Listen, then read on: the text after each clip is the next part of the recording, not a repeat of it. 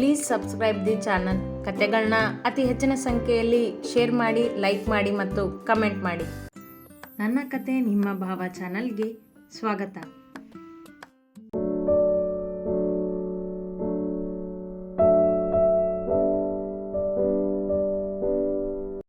ಭಾರ್ಗವ್ ಒಪ್ಪಿದ್ದಕ್ಕೆ ನಾನು ನನ್ನ ಕೋಣೆಯಿಂದ ಹೊರಗಡೆ ಬಂದು ಸೃಷ್ಟಿ ಇರೋ ಕೋಣೆ ಹತ್ರ ಹೋದೆ. ನನ್ನನ್ನು ಮದುವೆ ಆಗ್ತೀನಿ ಅಂತ ಅದೆಷ್ಟು ಕನಸು ಕಟ್ಕೊಂಡು ಕುತ್ಕೊಂಡಿತ್ತು ಆ ಹುಡುಗಿ. ಅವಳು ಕನಸನ್ನೆಲ್ಲ ನಾನು ನಾಶ ಮಾಡಿಬಿಟ್ಟೆ ಸ್ವಾರ್ಥಿಯಾಗಿ ಎಂದಾಗ ಅಮೃತಾಳ ಕಣ್ಣುಗಳು ತುಂಬಿದವು ತಾನಾಗಿಯೇ. ಯಾಕೆಂದರೆ ಸೃಷ್ಟಿಯ ಆಸೆ ಆಕಾಂಕ್ಷೆಗಳ ಬಗ್ಗೆ ಅಮೃತಾಳಿಗೆ ಚೆನ್ನಾಗಿ ಗೊತ್ತಿತ್ತು. ಮನಬಿಚ್ಚಿ ಇವಳ ಮುಂದೆ ಹೇಳಿಕೊಂಡಿದ್ದಳು ಸೃಷ್ಟಿ. ಅವಳನ್ನು ಹೊರಗೆ ಕರೆದು ನಾನು ನಿಮ್ಮನ್ನು ಮದುವೆ ಆಗೋದಿಲ್ಲ ಅಂದೆ. ಯಾಕೆ, ಏನಾಯಿತು ಅಂತ ಸಹಜವಾಗಿ ಅವಳು ಪ್ರಶ್ನೆ ಮಾಡಿದ್ಲು. ಅವಳ ತಂದೆ ತಾಯಿ ಕೂಡ ಪ್ರಶ್ನೆ ಮಾಡಿದ್ರು. ನನ್ನ ತಂದೆಗೂ ವಿಷಯ ಗೊತ್ತಾಯಿತು. ಅವರು ಅಲ್ಲಿಗೆ ಬಂದರು. ಅವರೆಲ್ಲ ಎಷ್ಟೇ ಪ್ರಶ್ನೆ ಮಾಡಿದ್ರು ನಾನು ಮದುವೆ ಬೇಡ ಅನ್ನೋದಕ್ಕೆ ಕಾರಣನ ಬೇಗ ಹೇಳಿರಲಿಲ್ಲ. ನಾನು ಅಂದ್ಕೊಂಡಿದ್ದ ಹಾಗೆ ಆಗಬೇಕಿತ್ತಲ್ಲ ಎಲ್ಲನೂ. ಅದಕ್ಕೆ ಯಾವಾಗ ಭಾರ್ಗವ್ ಇನ್ನೇನು ಕಲ್ಯಾಣ ಮಂಟಪಕ್ಕೆ ಬರ್ತಾನೆ ಅನ್ನಿಸ್ತೋ ಆಗ ಸೃಷ್ಟಿ ಮುಂದೆ ನಿಂತ್ಕೊಂಡು ಇವಳು ಮದುವೆ ಆಗದೇನೆ ತಾಯಿ ಆಗಿದ್ದಾಳೆ, ಇವಳಿಗೆ ಯಾರೋ ಹುಡುಗನ ಜೊತೆ ಸಂಬಂಧ ಇದೆ ಅಂತ ಸುಳ್ಳು ಹೇಳಿದೆ. ಆ ಮಾತಿನಿಂದ ಎಲ್ರಿಗೂ ಆಘಾತ ಆಯಿತು. ಆ ಥರ ಇಲ್ಲ ಅಂತ ಅವರೆಲ್ಲ ಹೇಳಿದ್ರು, ಅತ್ತು ಬೇಡಿದ್ರು. ಆದರೆ ನನಗೆ ಅದೇನೂ ಮುಖ್ಯ ಆಗಿರಲಿಲ್ಲ. ನಾನು ಹೇಳ್ತಿರೋದು ಸುಳ್ಳು ಅಂತ ವಾದಿಸಿದ್ರು. ನಾನು ಸುಳ್ಳು ಹೇಳ್ತಿಲ್ಲ. ಬೇಕಾದರೆ ಈಗ ಒಬ್ಬ ಹುಡುಗ ಬರ್ತಾನೆ ನೋಡಿ, ಅವನನ್ನೇ ಕೇಳಿ ಇವಳು ಅವನ ಜೊತೆ ಸಂಬಂಧ ಇಟ್ಕೊಂಡಿದ್ದಾಳೋ ಇಲ್ವೋ ಅಂತ. ನಾನು ಆಗಲೇ ಅವನ ಜೊತೆ ಮಾತಾಡಿದ್ದೀನಿ ಅಂತ ಹೇಳಿದೆ. ಇದನ್ನೇ ವಾದ ಮಾಡಿ ಏನೇನೋ ಸುಳ್ಳು ಹೇಳಿ ನನ್ನ ಮನೆಯವರನ್ನು ನಂಬಿಸಿದೆ. ಅದೇ ಸಮಯಕ್ಕೆ ಭಾರ್ಗವ್ ಅಲ್ಲಿಗೆ ಬಂದ. ಅವನನ್ನು ನೋಡಿ ನಾನು ಹೇಳಿದ್ದೆಲ್ಲ ನಿಜ ತಾನೆ ಅಂತ ಅಷ್ಟೇ ಕೇಳಿದೆ. ಅಲ್ಲಿ ನಾನು ಏನು ಹೇಳಿದ್ದೀನಿ ಅಂತಲೂ ಗೊತ್ತಾಗದೆ ಭಾರ್ಗವ್ ಸುಮ್ಮನೆ ನಿಂತಿದ್ದ. ನಾನು ಸನ್ನೆ ಮಾಡಿದೆ. ಆಗ ಅವನು ಹೌದು ಅಂತ ಹೇಳಿದ್ದ. ಯಾಕಂದರೆ ನಾನು ಮೊದಲೇ ಭಾರ್ಗವ್ಗೆ ಹೇಳಿದ್ದೆ ಹೌದು ಅಂತ ಹೇಳೋದಕ್ಕೆ. ಅವನು ಹಾಗೆ ಮಾಡಿದ್ದ. ನನ್ನ ತಂದೆ ತಾಯಿ ಭಾರ್ಗವ್ನ ನೋಡಿರಲಿಲ್ಲ. ಅದಕ್ಕೆ ನಾನು ಹೇಳಿದ್ದನ್ನೇ ನಂಬಿ ಈ ಮದುವೆ ಬೇಡ ಅಂತ ಹೇಳಿದ್ರು. ಆಗ ಸೃಷ್ಟಿ ಭಾರ್ಗವ್ ಯಾರು ಅಂತ ನನಗೆ ಗೊತ್ತಿಲ್ಲ ಅಂತ ಕೂಗಿ ಹೇಳಿದ್ಲು, ಗೋಳಾಡಿದ್ಲು. ನಾನಲ್ಲಿ ನಿಂತ್ಕೊಳ್ದೆ ಕಲ್ಯಾಣ ಮಂಟಪದಿಂದ ಹೊರಗೆ ನಡೆದ್ಬಿಟ್ಟೆ. ಯಾರಿಗೂ ಗೊತ್ತಾಗದೆ ಕಲಾ ಇದ್ದಲ್ಲಿ ಹೋಗಿ ಅವಳನ್ನ ಮದುವೆ ಆದೆ ಎಂದ ಸೂರಿ ತನ್ನ ಮಾತು ಮುಗಿಸಿದ. ಎಲ್ಲರೂ ಮೌನವಾಗಿಯೇ ಕುಳಿತಿದ್ದರು. ಭಾರ್ಗವ್ಗೆ ಆ ದಿನ ಮಾತ್ರ ಕಣ್ಮುಂದೆಯೇ ಬಂದಿತ್ತು. ಆಗ ತಾನೇ ಮಾತು ಮುಂದುವರೆಸಿದ. ಪಾಪ ಸೃಷ್ಟಿ, ಇವನು ಹೇಳಿರೋ ಸುಳ್ಳಿಗೆ ನನಗೇನೋ ಗೊತ್ತಿಲ್ಲದೆ ನಾನು ಹೌದು ಅಂದಿದ್ದಕ್ಕೆ ಕುಸಿದ್ಬಿಟ್ಲು. ನಾನು ಯಾರು ಅಂತಾನೆ ಅವಳಿಗೆ ಗೊತ್ತಿರಲಿಲ್ಲ. ಅದನ್ನೇ ಎಷ್ಟೋ ಬಾರಿ ಕಿರಿಚಿ ಹೇಳ್ತಿದ್ಲು. ನನಗೊಂದು ಅರ್ಥ ಆಗಲಿಲ್ಲ ಆ ಕ್ಷಣ. ಅವಳ ತಂದೆ ತಾಯಿ ನನ್ನ ಕಾಲರ್ ಹಿಡಿದು ಕೇಳಿದ್ರು, ಯಾರು ನೀನು, ನನ್ನ ಮಗಳ ಜೀವನ ಯಾಕೆ ಹಾಳು ಮಾಡಿದೆ ಅಂತ. ಆದರೆ ನನಗೆ ಅವ್ರ ಮಾತು ಅರ್ಥನೇ ಆಗಲಿಲ್ಲ. ನಾನೇನು ಮಾಡಿದ್ದೀನಿ ಅಂಕಲ್ ಅಂತ ಕೇಳುವಾಗ ಅಮ್ಮ ನನ್ನ ಕಣ್ಣಿಗೆ ಬಿದ್ದರು. ಸೃಷ್ಟಿ ತಂದೆ ಅವ್ರನ್ನ ಕರೆದಿದ್ರಿಂದ ಅವರು ಮದುವೆಗೆ ಬಂದಿದ್ದರು. ಸೃಷ್ಟಿ ತಂದೆ ಅಮ್ಮನಿಗೆ ಫ್ಯಾಕ್ಟ್ರಿ ಮೂಲಕ ಪರಿಚಯ ಇದ್ದರು. ಅವರಿಗೆ ಅಲ್ಲಿ ಎಲ್ಲ ಮಾತು ಗೊತ್ತಾಗಿತ್ತು. ನನ್ನನ್ನು ಕೋಪದಿಂದ ನೋಡಿ ಹೋಗ್ಬಿಟ್ರು ಅಲ್ಲಿಂದ. ಅವ್ರ ಕೋಪ ನನಗೆ ಸಹಿಸೋದಕ್ಕೆ ಆಗೋದಿಲ್ಲ. ಏನಾಯಿತೋ ಅಂದ್ಕೊಂಡು ನಾನು ಸೃಷ್ಟಿ ತಂದೆಯಿಂದ ಬಿಡಿಸ್ಕೊಂಡು ಅಮ್ಮನ ಹಿಂದೆ ಓಡಿದೆ. ಅವರು ನನಗೋಸ್ಕರ ನಿಂತ್ಕೊಳ್ದೆ ಮನೆಗೆ ಬಂದಿದ್ದರು. ಆದರೆ ಅಲ್ಲಿ ನಡೆದ ಅನಾಹುತ ನನ್ನ ಮೇಲೆ ಅವರಿಗೆ ಕೋಪನೇ ಬೆಳೆಸ್ಬಿಡ್ತು. ಮನೆಗೆ ಬಂದ ಮೇಲೆ ನನಗೂ ಅಮ್ಮನಿಗೂ ದೊಡ್ಡ ಜಗಳ ಆಯಿತು. ಅಲ್ಲಿ ಏನಾಗಿತ್ತು, ಸೂರ್ಯ ಅವರಿಗೆ ಏನು ಹೇಳಿದ್ದ ಅಂತ ಅಮ್ಮ ನನಗೆ ಬಿಡಿಸಿ ಹೇಳಿದರು. ಸೂರ್ಯ ಮಾತನ್ನು ಅವರು ನಂಬಿರಲಿಲ್ಲ.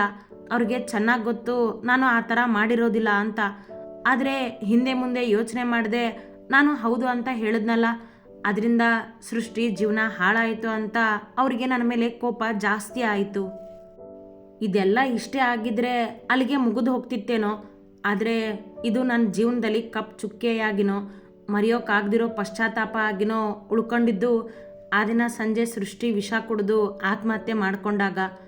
ಇವನು ಅವಳ ಮೇಲೆ ಹೊರಸಿದ ಅಪವಾದಕ್ಕೆ ಆದ ಅವಮಾನ ತಡ್ಕೊಳ್ಳೋದಕ್ಕಾಗದೆ ಅವಳು ದುಡುಕಿ ಆತ್ಮಹತ್ಯೆ ಮಾಡ್ಕೊಂಡಿದ್ಲು. ನಾವು ಯಾರೂ ಅಂದ್ಕೊಂಡಿರಲಿಲ್ಲ ಹೀಗೆಲ್ಲ ಆಗುತ್ತೆ ಅಂತ. ಅಮ್ಮನಿಗಿದು ಗೊತ್ತಾಗಿ ಅವ್ರ ಕೋಪ ಇನ್ನೂ ಜಾಸ್ತಿ ಆಯಿತು. ನಾನು ಸೂರಿ ಮತ್ತು ಕಲಾನ ಒಂದು ಮಾಡೋಕ್ಕೆ ಹೋಗಿದ್ದೆ ತಪ್ಪು.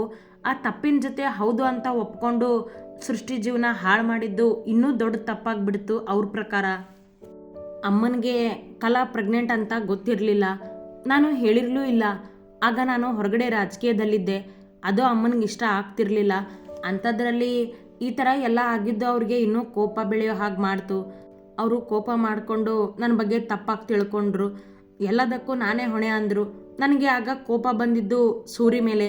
ಯಾಕಂದರೆ ನಾನು ಅವನಿಗೆ ಸಹಾಯ ಮಾಡೋದಕ್ಕೆ ಯೋಚನೆ ಮಾಡಿದ್ರೆ ಅವನು ನನ್ನನ್ನೇ ಸಿಕ್ಕಿ ಹಾಕಿಸ್ಬಿಟ್ಟ. ಅಮ್ಮನಿಗೆ ನಾನೇನು ಮಾಡಿಲ್ಲ ಅಂತ ತೋರಿಸೋದಕ್ಕೆ ಇವರಿಬ್ಬರು ಎಲ್ಲಿದ್ದಾರೆ ಅನ್ನೋದನ್ನು ಪತ್ತೆ ಮಾಡಿದೆ. ಇವರು ಯಾರಿಗೂ ಗೊತ್ತಾಗ್ದಿರೋ ಹಾಗೆ ಹೋಟೆಲ್ ರೂಮ್ನಲ್ಲಿ ಬಚ್ಚಿಟ್ಕೊಂಡಿದ್ರು. ಇವ್ರ ಹತ್ರ ಹೋಗಿ ತಪ್ಪು ಮಾಡಿದ್ದೀರಾ, ಅದನ್ನು ಎಲ್ಲರ ಮುಂದೆ ಹೇಳಿ ಅಂತ ಕೇಳಿಕೊಂಡೆ. ಸೂರಿಗೂ ಹೊಡೆದಿದ್ದೆ ಕೂಡ. ಕಲಾ ನನ್ನಿಂದ ಅವನನ್ನು ಬದುಕಿಸಿದ್ಲು ಎಂದವ ಅವರನ್ನೇ ನೋಡಿದ. ಈಗ ಸೂರಿ ಮಾತು ಮುಂದುವರಿಸಿದ.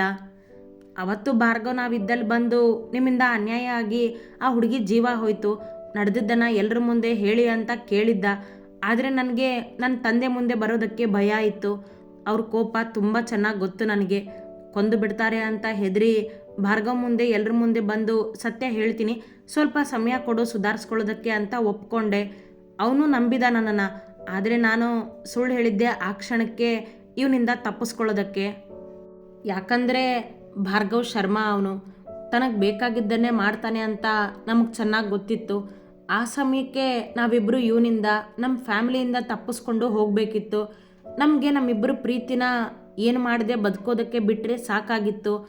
ಹಾಗಾಗಿ ಭಾರ್ಗವ್ಗೆ ಎಲ್ಲರ ಮುಂದೆ ನಡೆದದ್ದನ್ನು ಹೇಳ್ತೀನಿ ಅಂತ ಒಪ್ಕೊಂಡು ನೀನು ಎಲ್ಲರನ್ನೂ ಒಂದು ಕಡೆ ಸೇರಿಸು ಅಂತ ಹೇಳಿ ಇವನನ್ನು ಕೋಣೆಯಿಂದ ಹೊರಗೆ ಕಳಿಸಿದ್ದೆ. ಎಲ್ಲರ ಮುಂದೆ ಸತ್ಯ ಒಪ್ಕೊಳ್ಳೋದಕ್ಕೆ ನಾನು ತಯಾರಿರಲಿಲ್ಲ. ಯಾಕಂದರೆ ಸೃಷ್ಟಿ ಆತ್ಮಹತ್ಯೆಗೆ ನಾನೇ ಕಾರಣ ಅಂತ ನನ್ನ ಜೈಲಿಗೆ ಹಾಕ್ತಾರೆ. ಆಗ ನನ್ನ ಹೆಂಡತಿ ಮಗು ಅನಾಥ ಆಗ್ತಾರೆ ಅಂತ ಗೊತ್ತಿತ್ತು. ಕಲಾಗೆ ಎಲ್ಲನೂ ಬಿಡಿಸಿ ಹೇಳಿದೆ. ನನ್ನ ತಂದೆನೂ ಇವರನ್ನು ಒಪ್ಕೋತಿರ್ಲಿಲ್ಲ. ನಮಗೆ ಏನು ಮಾಡಬೇಕು ಅಂತ ತಿಳಿಲಿಲ್ಲ. ಆಗ ಕಲಾ ಭಾರ್ಗವ್ನ ಸಿಕ್ಕಾಕ್ಸಿ ಹೋಗೋಣ ಅಂತ ಉಪಾಯ ಮಾಡಿದ್ಲು. ಭಾರ್ಗವ್ನ ಮತ್ತೆ ವಾಪಸ್ ಕರೆದ್ಲು. ಅವನು ನಾವಿದ್ದು ಕೋಣೆಗೆ ಬಂದ ಎಂದ ಸುರೇಶ್ ಕಲಾಳ ಮುಖವನ್ನು ನೋಡಿದ. ಅಣ್ಣ, ನಾವು ಎಲ್ಲ ಸತ್ಯನೂ ಒಪ್ಕೋತೀವಿ. ನೀನು ನಮಗೆ ರಕ್ಷಣೆ ಕೊಡಬೇಕು. ಯಾರಿಂದನೂ ನಮಗೆ ತೊಂದರೆ ಆಗಬಾರ್ದು. ನಾವು ಎಲ್ಲಿದ್ದೀವಿ ಅಂತ ಯಾರಿಗೂ ಗೊತ್ತಾಗಬಾರ್ದು. ನಾನು ಪ್ರೆಗ್ನೆಂಟ್ ಅಂತ ಯಾರಿಗೂ ಗೊತ್ತಾಗಬಾರ್ದು. ನಡೆದಿದ್ದೆಲ್ಲನೂ ನೀನು ಯಾರಿಗೂ ಹೇಳಬಾರ್ದು. ಹಾಗಂತ ಒಪ್ಕೊಂಡು ಮಾತು ಕೊಡು. ನನ್ನ ಮಗುವಿನ ಮೇಲೆ ಆಣೆ ಮಾಡು ಅಂತ ನಾನೇ ಭಾರ್ಗವ್ ಅಣ್ಣನ ಮುಂದೆ ನಿಂತ್ಕೊಂಡು ಕೇಳಿದೆ. ಈ ಆಣೆ ಎಲ್ಲ ಯಾಕೆ ಈಗ? ನೀವೇ ಎಲ್ಲನೂ ಹೇಳ್ತಿರಲ್ಲ ಅಂತ ಅವನು ಕೇಳ್ದ. ಅದಕ್ಕೆ ನಾನೇ ಹೇಳ್ತೀವಿ ಅಣ್ಣ, ಇದೆಲ್ಲ ಗೊತ್ತಿರೋದು ನೀನೊಬ್ಬನಿಗೆ. ನಮ್ಮ ಜೀವನ ಚೆನ್ನಾಗಿರಬೇಕು ಅಂದರೆ ನೀನು ಯಾರ ಮುಂದೆನೂ ಹೇಳೋದಿಲ್ಲ ಅಂತ ಮಾತು ಕೊಡು ಅಂದೆ. ಅವನು ಒಪ್ಕೊಂಡು ಮಾತು ಕೊಟ್ಟ. ಭಾರ್ಗವ್ ಶರ್ಮಾ ಕೊಟ್ಟ ಮಾತಿಗೆ ತಪ್ಪೋದಿಲ್ಲ ಅಣ್ಣ. ಮಾತು ತಪ್ಪಿದ್ರೆ ನನ್ನ ಮಗುಗೆ ತೊಂದರೆ ಆಗುತ್ತೆ ಅಂತ ಅವನ ಮುಂದೆ ಹೇಳ್ತಿದ್ದಾಗೆ ಸೂರಿ ಅಣ್ಣನ ತಲೆಗೆ ಅಲ್ಲೇ ಇದ್ದ ವಾಸ್ ತಗೊಂಡು ಹೊಡೆದ್ಬಿಟ್ಟ. ಭಾರ್ಗವ್ ಅಣ್ಣ ಅಲ್ಲೇ ಪ್ರಜ್ಞೆ ತಪ್ಪಿ ಬಿದ್ದುಬಿಟ್ಟ.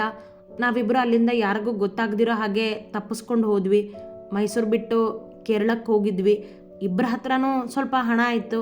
ಅದರಿಂದ ಹೇಗೋ ಜೀವನ ಶುರು ಮಾಡಿದ್ವಿ. ಸೂರಿ ಕೆಲಸಕ್ಕೆ ಸೇರಿಕೊಂಡ. 2 ವರ್ಷ ಕೇರಳದಲ್ಲೇ ಇದ್ವಿ. ಆಮೇಲೆ ಬೆಂಗಳೂರಿಗೆ ಬಂದ್ವಿ ಎಂದ ಕಲಾ ಎಲ್ಲವನ್ನೂ ಹೇಳಿದಳು ತಲೆ ತಗ್ಗಿಸಿಯೇ. ಮಾಡಿದ್ದ ತಪ್ಪಿನ ಪಶ್ಚಾತ್ತಾಪ ಇತ್ತು ಅವಳಲ್ಲಿ. ತಲೆಗೆ ಪೆಟ್ಟು ಬಿದ್ದು ನಾನು ಪ್ರಜ್ಞೆ ತಪ್ಪಿದ್ದೆ. ಎಚ್ಚರ ಆಗಿ ನೋಡಿದಾಗ ಇವರು ಅಲ್ಲಿರಲಿಲ್ಲ. ಅಮ್ಮನೂ ನನ್ನನ್ನು ಅದೇ ಸಮಯಕ್ಕೆ ಹುಡ್ಕೊಂಡು ಅಲ್ಲಿಗೆ ಬಂದಿದ್ದರು. ತಲೆಗೆ ಪೆಟ್ಟು ಬಿದ್ದಿದ್ದರಿಂದ ಸ್ವಲ್ಪ ರಕ್ತನೂ ಬಂದಿತ್ತು. ಗಾಯಕ್ಕೆ ಪಟ್ಟಿ ಎಲ್ಲ ಆದಮೇಲೆ ನಡೆದಿದ್ದೇನೋ ಅಂತ ಅಮ್ಮ ಆಯು ಕೇಳಿದ್ರು. ನನಗೆ ಇವರು ಮಾಡಿರೋ ಮೋಸದಿಂದ ಮಾತಾಡೋಕ್ಕೆ ಆಗಲಿಲ್ಲ. ಜೊತೆಗೆ ಮಗು ಮೇಲೆ ಪ್ರಮಾಣ ಬೇರೆ ಮಾಡಿಸ್ಕೊಂಡಿದ್ರು. ನನ್ನ ಮೌನ ನೋಡಿ ಅಮ್ಮನಿಗೆ ತುಂಬ ಭಯ ಆಯಿತು. ಆತ್ಮಹತ್ಯೆ ಆರೋಪ ಎಲ್ಲಿ ನನ್ನ ಮೇಲೆ ಬರುತ್ತೋ ಅಂತ ಹೆದರಿ ನನ್ನನ್ನು ಸಿಂಗಾಪುರ್ ಕಳಿಸೋ ಯೋಚನೆ ಮಾಡಿದ್ರು. ನನಗೆ ಅದು ಇಷ್ಟ ಇರಲಿಲ್ಲ.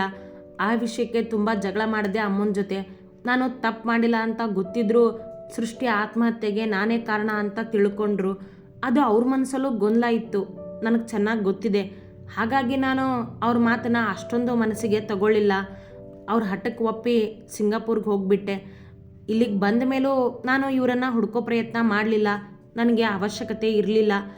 ಎಲ್ಲೋ ಚೆನ್ನಾಗಿರಲಿ ಬಿಡು ಅನ್ನೋ ಮಾತಿನ ಜೊತೆ ಇವರು ನನಗೆ ಮಾಡಿದ ಮೋಸ ಮರೆಯೋಕ್ಕೆ ಆಗದಿರೋದು. ಆದರೆ ಅವತ್ತು ನಾನು ಆಯು ಎಲ್ಲರೂ ನಂದಿ ಬೆಟ್ಟಕ್ಕೆ ಹೋದಾಗ ನಾನು ಇವರನ್ನೇ ನೋಡಿದ್ದಲ್ಲಿ. ಅದಕ್ಕೆ ನನಗೆ ಅಲ್ಲಿಂದ ಬಂದ ಮೇಲೆ ಟೆನ್ಷನ್ ಆಗಿತ್ತು. ಇವ್ರನ್ನ ನೋಡಿದ ಮೇಲೂ ಇದೆಲ್ಲ ಮತ್ತೆ ಶುರುವಾಗೋದು ಬೇಡ ಅಂತ ಸುಮ್ಮನಿದ್ದೆ. ಕಲಾಗೆ ಮಾತು ಕೊಟ್ಟಿದ್ರಿಂದ ಈ ಸತ್ಯನ ನಾನು ಯಾರಿಗೂ ಹೇಳೋ ಆಗಿರಲಿಲ್ಲ. ಪೂರ್ಣಂಗೂ ಅದಕ್ಕೆ ಹೇಳಿರಲಿಲ್ಲ. ಮಾತು ಕೊಟ್ಟಿದ್ದೀನಿ, ಹೇಳೋದಿಲ್ಲ ಅನ್ನೋ ಮಾತು ಒಂದು ಕಡೆ ಆದರೆ, ಮಾತು ತಪ್ಪಿ ಸತ್ಯ ಹೇಳಿದ್ರೆ ಈ ಮಗುಗೆ ಎಲ್ಲಿ ತೊಂದರೆ ಆಗುತ್ತೋ ಅನ್ನೋ ಭಯ ಇನ್ನೊಂದು ಕಡೆ. ಅದಕ್ಕೆ ಹೇಳಿಲ್ಲ. ನಿಮ್ಮ ಮುಂದೇನೋ ಇದನ್ನೆಲ್ಲ ಇದೇ ಕಾರಣಕ್ಕೆ ಹೇಳಿರಲಿಲ್ಲ ಅಮ್ಮ ನಾನು. ಆದರೆ ಯಾವಾಗ ನೀವು ಪೂರ್ಣಂಗೆ ಸತ್ಯ ಗೊತ್ತಾದರೆ ಅವಳು ನಿನ್ನಿಂದ ದೂರ ಆಗ್ತಾಳೆ ಅಂತ ಹೇಳಿದ್ರು, ಎಲ್ಲೋ ಒಂದು ಕಡೆ ಆ ಮಾತು ನನ್ನ ಮನಸ್ಸಿನ ಆಳಕ್ಕೆ ಇಳೀತು. ಅವಳು ಮುಂದೆ ಸತ್ಯ ಹೇಳೋದಕ್ಕೆ ಧೈರ್ಯನೇ ಬರಲಿಲ್ಲ. ಆಗ ಮತ್ತೊಮ್ಮೆ ಸೂರ್ಯನ ಬೆಂಗಳೂರಲ್ಲಿ ನೋಡಿದೆ ಮೀಟಿಂಗಿಗೆ ಹೋದಾಗ. ನನ್ನಿಂದ ಅವತ್ತು ಇವನು ತಪ್ಪಿಸ್ಕೊಂಡ. ಆದರೆ ನಾನು ಡಿಸೈಡ್ ಮಾಡಿದ್ದೆ ಇವರಿಬ್ಬರನ್ನು ಹುಡುಕಿ ಎಲ್ಲರ ಮುಂದೆ ಸತ್ಯ ಹೇಳಿಸ್ಬೇಕು ಅಂತ ಎಂದವ ಶರಾವತಿ ಮತ್ತು ಆಯುಷ್ ಮುಖ ನೋಡಿದ. ಅವನಾಡಿದ ಕೊನೆಯ ಮಾತಲ್ಲಿ ಇನ್ನೊಂದು ಸತ್ಯವಿತ್ತು. ಅದು ಅಮೃತ. ಅವಳು ತನ್ನ ವಿರುದ್ಧ ನಿಂತಿರುವಳಲ್ಲವೇ. ಅವಳಿಗೂ ಸತ್ಯ ಗೊತ್ತಾಗಬೇಕೆಂದೇ ಅವ ಸೂರಿ ಮತ್ತು ಕಲಾಳನ್ನು ಹುಡುಕಿಸಿದ್ದ. ಆದರೆ ಆ ಸತ್ಯ ಮಾತ್ರ ಬಾಯಿ ಬಿಡಲಿಲ್ಲ ಅವ. ಎಲ್ಲರ ಮುಂದೆಯೇ ಸತ್ಯ ಬಯಲಾಗಿತ್ತು. ಆಡುವ ಮಾತುಗಳು ಇನ್ನೂ ಉಳಿದಿದ್ದವು. ಆದರೆ ಇನ್ನೊಂದು ಸತ್ಯ ಅಂದರೆ ಅಮೃತಾಳ ನಿಜ ಬಣ್ಣ ಇನ್ನೂ ಭಾರ್ಗವನ ಮನದಲ್ಲಿಯೇ ಅಡಗಿತ್ತು. ಪೂರ್ತಿ ಸತ್ಯ ತಿಳಿಯದೆ ಮಗನ ಮೇಲೆ ಕ್ಷಣ ಅನುಮಾನ ಪಟ್ಟು ಅವನನ್ನು ದೂರಿದ್ದಲ್ಲದೆ ತಮ್ಮಿಂದ ಅವನನ್ನು 4 ವರ್ಷ ದೂರ ಇಟ್ಟೆನಲ್ಲ ಎಂಬ ಸಂಕಟ ಶರಾವತಿಯವರ ಒಡಲಲ್ಲಿ ಮೂಡಿತ್ತು. ತನ್ನ ಅಣ್ಣ ತಪ್ಪು ಮಾಡಿಲ್ಲ ಎಂಬ ಗರ್ವ ಆಯುಷ್ಗೆ ಹೆಚ್ಚಾಗಿತ್ತು. ಆದರೆ ಪೂರ್ಣ ಮತ್ತು ಅಮೃತಾರ ಮನ ಏನೆಂದಿತ್ತೋ. ಸತ್ಯ ತಿಳಿದು ಭಾರ್ಗವನ ತಪ್ಪಿಲ್ಲ ಎಂದು ಅರಿವಾದ ಮೇಲೂ ಬದಲಾಗುವಳೆ ಅಮೃತ. ನಡೆದು ಹೋಗಿದ್ದ ಘಟನೆಯಿಂದ ಭಾರ್ಗವನ ಮೇಲೆ ಪೂರ್ಣಳ ಅಭಿಪ್ರಾಯ ಏನಿರಬಹುದು?